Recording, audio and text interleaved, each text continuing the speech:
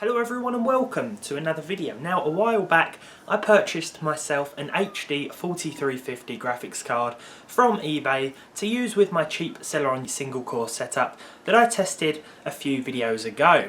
Since then I discovered I already had a 4350 lying about, and today I decided to combine them to create what is possibly one of the worst Crossfire setups of all time. So let's talk a little bit about the cards. Now the 4350 released in 2008 and here in the UK it cost just £35. This was certainly an entry level GPU and these days it can be picked up for just a few pounds, dollars or euros, or the equivalent in your currency. Now the idea of cross-firing these isn't a very sensible one, but nonetheless, let's get into it. I'll talk a little bit about how I set these two cards up in Crossfire, and then we'll jump into a handful of games. So let's jump straight into it and see what these two cards can do.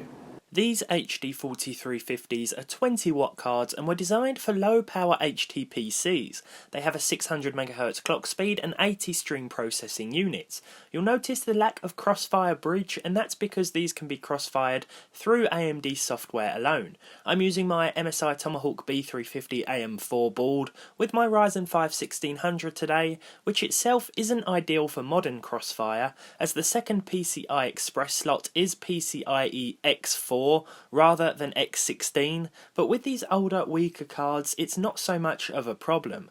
Setup was simple, both cards went straight into the system. I ran AMD's driver auto detect software and then enabled Crossfire in the control center. I had some issues with MSI Afterburner correctly displaying GPU usage today, so I'm just showing the frame rate figures on screen, but as you can imagine these cards were being fully utilised with the CPU never breaking a sweat. The footage you see here is from the two HD 4350s in Crossfire, and I've included the results from a single card too for comparison. Far Cry 2 here at 720p with the low settings, and despite the frame rate here, the average was very impressive at 73 according to the in-game benchmark. This surprised me because look how that figure compares to a single 4350 during the same in-game benchmark test. Let me just show you a bit of gameplay captured externally real quick. So I even had to record it like this just because I was a little shocked at how well Crossfire changed the performance of Far Cry 2 here. If you go down here, you'll see we've got the dual 4350s in the system there. Sorry about that, it's a little bit dark. But if I just try and walk around a bit here and hold the, camera, then you'll see that the frame rate has really increased in this game, and it is significantly higher than that of a single 4350 despite these being very budget orientated cards when they first released. It's a similar result with Assassin's Creed. Exploring Damascus here made for a far better experience with the dual card setup, with an average of 53 compared to 33 seen with a single GPU. That being said, the gameplay was a little choppy regardless. The games I've chosen today are all quite old, but with the card limited to DirectX 10.1 support, you won't be able to run many modern releases. In the games without a built-in benchmark tool, I replicated my exact route and number of times with both the crossfired and single card, and calculated the average after 5 runs with each setup.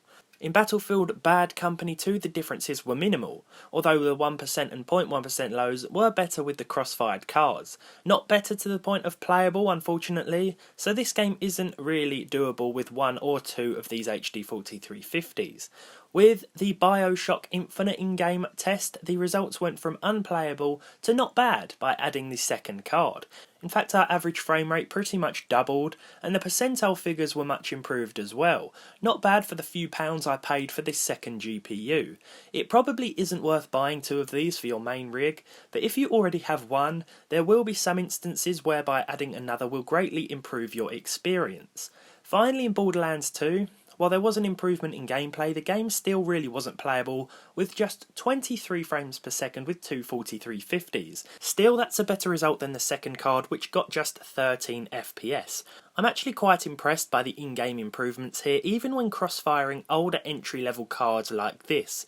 As I said before, it's not worth buying two of these if you don't yet have a GPU in your system, but if you have got one, as well as a Crossfire capable motherboard, then it will certainly make a difference to some of those older titles, and it's always fun just to mess around with this older tech. So guys, there we have it. Some of today's results really surprised me, and I hope they surprised you as well. This 4350 seems to be a little better than I initially anticipated when in Crossfire. So, as always, if you enjoyed this video, be sure to leave a like on it down below. Leave a dislike if you didn't. Subscribe to the channel if you haven't done so already. And hopefully I'll see all of you in the next one.